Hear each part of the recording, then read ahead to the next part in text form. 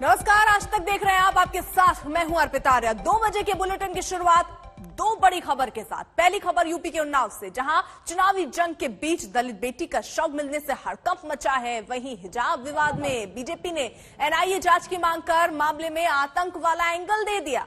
उडुपी से बीजेपी विधायक रघुपति भट्ट ने पूरे मामले की जांच एनआईए से कराने की मांग तक कर डाली है। तो ये 2 प्रमुख खबरें जिस पर हम विस्तार से आगे बात करेंगे। जहां एक तरफ देखिए, उन्नाव में समाजवादी पार्टी में मंत्री रहे नेता के खेत से एक लड़की का शव मिला। दलित बेटी का शव मिलने के बाद अब बीजेपी और बीएसपी दोनों ही दल समाजवादी पार्टी को घेरते हुए नजर आ रहे हैं। वहीं हिजाब विवाद जो है वो अब सुप्रीम कोर्ट ने साफ तौर पर कह दिया कि अब ये पूरा मामला जो है हाईकोर्ट ही इस पर आखिरी फैसला देगा। उसके बाद सुप्रीम कोर्ट में आगे सुनवाई हो सकती है, लेकिन अभी हाईकोर्ट के फैसले पर इंतजार और नजर दोनों है।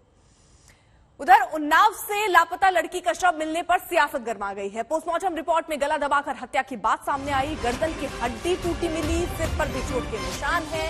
पीड़ित परिवार ने समाजवादी पार्टी के नेता के बेटे पर अगवा का आरोप लगाया था। अब लड़की का शव समाजवादी पार्टी सरकार में मंत्री रहे फतेह बहादुर सिंह के दिव्यानंद आश्रम के पास के प्लॉट में मिला। लड़की के शव मिलने की जानकारी मिलते ही परिवार वाले बेसुध हो गए। शव को जमीन के अंदर से निकाला गया। पीड़िता की मां ने समाजवादी पार्टी सरकार में मंत्री रहे फतेह बहादुर सिंह के बेटे पर हत्या का आरोप लगाया।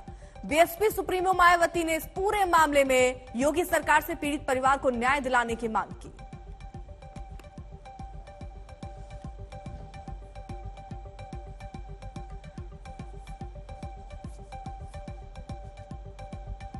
सीधे रुक कर लेते अभिषेक मिश्रा हमारे साथ, हमारे सहयोगी इस वक्त जुड़ चुके हैं। अभिषेक, आपके साथ परिवार के लोग हैं, जरा इस पूरे घटना को समझिए उनसे कि ये घटना कब हुई, कब उनकी बेटी अगवा हुई थी, कितने दिन पुराना ये मामला है और क्या उन्होंने रिपोर्ट दर्ज कराई थी, क्या कह रहे हैं परिवार वाले, पहले बात कीजिए। देखिए, बिल्कुल अर्पिता, 8 दिसंबर का ये मामला है और उसके बाद जब लड़की गायब हो जाती है, मिलती नहीं है, उसकी मां दर दर भटकती है इंसाफ के लिए। पहले हम आपको बता देते हैं मौजूद कहां पे है। काशीराम कॉलोनी है और ब्लॉक 128 के इस 3रे फ्लोर के 10 नंबर कमरे में पूजा नाम की जो लड़की वो रहती थी। उसकी बहन, भाई और माता पिता यहाँ रहते थे, लेकिन उसके गायब होने के बाद में लगातार उसकी मां की तरफ से कई बार कोतवाल से कहा गया, कई बार इस बात को लेकर के पुलिस के आला अधिकारियों के साथ में मुलाकात हुई, लेकिन इस पूरे मामले में परिवार का आरोप है कि सपा नेता के बेटे के दबाव के चलते कोई कार्रवाई नहीं हुई। राजोल सिंह का नाम बार बार आ रहा है।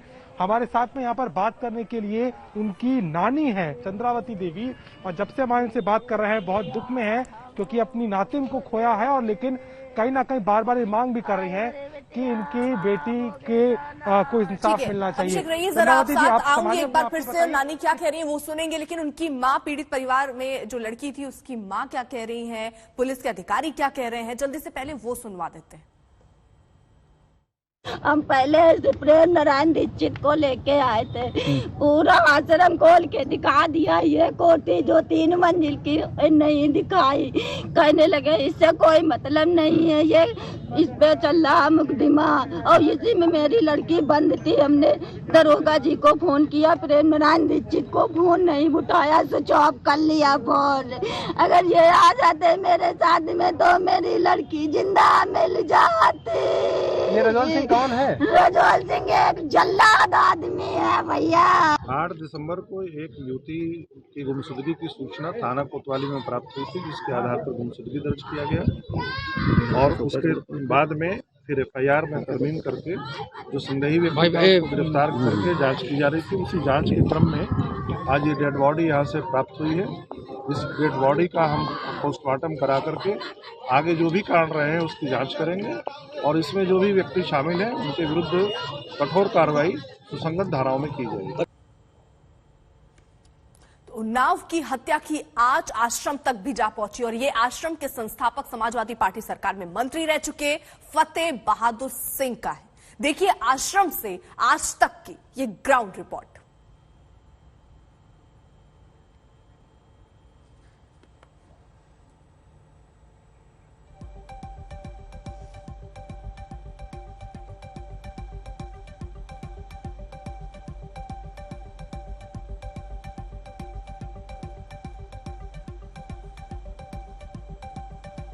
उन्नाव में 2 महीने से लापता युवती के शव बरामद होने के बाद दोस्ती नगर इलाके के इस आश्रम को लेकर के लगातार कई सवाल खड़े हो रहे हैं। ये दिव्यानंद आश्रम है जो बनवाया था पूर्व मंत्री फतेह बहादुर सिंह ने ही, जिनके बेटे पर आरोप है कि उसने ही इस पूरी घटना को अंजाम दिया है। और ये पूरा जो आश्रम है यहाँ पे पूरा फैला हुआ है। इसके साथ से आप देखेंगे सामने बाउंड्री के उधर तक जहां पर शव बरामद हुआ वो जगह भी फतेह बहादुर सिंह जो कि अब नहीं रहे उनके नाम पर है। यानी कि ये पूरा जो जगह है वो कहीं ना कहीं सीधे तौर पर उन्हीं की है और ये जो आश्रम संचालित होता है दिव्यानंद आश्रम वो भी उन्हीं की जगह पे है। इस शव की बरामदगी के बाद कई तरह के सवाल उठ रहे हैं।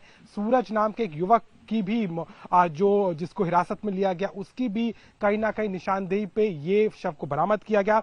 लेकिन आखिर इस आश्रम को लेकर के क्या सच्चाई है और अगर बात की जाए तो इस आश्रम कब से आश्रम संचालित हो रहा है और खास तौर पर अब राजोल की जो भूमिका पे सवाल आ रहा है उसको लेकर के क्या कुछ सच्चाई है, इसमें बात करने के लिए हमारे साथ में दिव्यानंद आश्रम के महंत हैं, उनसे बात करेंगे। महाराज जी बताइए कि ये आश्रम कब से संचालित हो रहा है, कब बना था ये 1999 में बनना शुरू हुआ था और तब से चालू है मेरा। अच्छा, तो ये फतेह बहादुर सिंह ने ही बनवाया है? वो संस्थापक थे, उन्होंने ही बनवाया। अच्छा, राजोल सिंह आया करते थे यहाँ पर, उनका आना जाना था? कभी कभार बेटा, ऐसे उनका यहाँ आना जाना नहीं। अच्छा, अक्सर नहीं आते थे? नहीं। आपसे